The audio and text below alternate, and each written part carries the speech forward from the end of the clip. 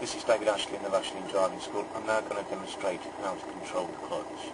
So I've started the car engine. I'm now going to put the clutch into first gear by putting the right foot all the way down, that's clutch down, palm to the left, push the gear lever over to the left and bring the lever straight forward so it engages first gear. Put your left hand back on the wheel while the clutch is still down. Now slowly and gradually bring your left foot up, feeling the spring on the clutch pedal until it gets to a point where you hear the engine note change slightly and go downwards, and you feel the car begin to want to go by the front end lifting. You may also hear a slight creaking sound as the brakes at the back keep the car stationary while the clutch tries to drive the car forward. At this point, put the clutch down a little bit, the car will relax and the front wheels will come back down again. We now do the observations to make sure it's safe to move up. As always, starting with the blind spot, left door mirror, centre mirror, ahead, right door mirror and more blind spot. Now I'm going to illustrate how to move the car slowly in first gear and reverse gear to illustrate clutch control. Handbrake down. The car just begins to move because the clutch is at the biting point. If you press it down slightly, the car stops again. So very slowly and very smoothly, a little bit up on the clutch, the car begins to move again. Put the clutch down a touch, the car will stop.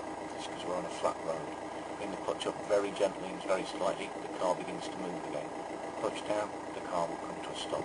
Now use the foot brake to control the car, put the clutch down, handbrake on, take it out of gear. That's how to move the car slowly using what we call clutch control. And it's very important that your foot moves very slowly and very slightly while you're doing that. Now we're going to do the same clutch control, but this time in reverse gear, which is harder to find. So before putting it in reverse gear, turn around in the seat, put your left shoulder into the seat you're sitting on, and look at whatever's directly behind you out that window. You should be able to see over the middle of the windscreen wiper boss at the back.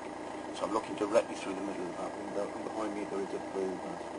Look at the car behind you and the curb behind you. We're going to stay parallel to the curb and close to it by driving the car in a straight line. Put your right hand at the top of the wheel where a travel clock will be, stretch your fingers out. This ensures that you're not steering the car too firmly with your right hand and pulling it off towards the middle of the road or into the curb. Clutch down, left hand on the gear lever. Hold a little button at the back of the gear lever on a Vauxhall Corsa.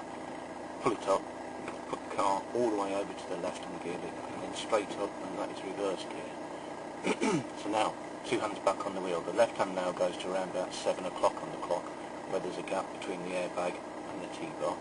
Clutch up very slowly, because in reverse gear we want to go slowly, and make sure you're looking out the back window as you do so.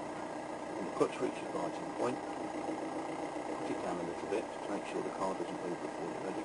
And now do the observations for driving in reverse.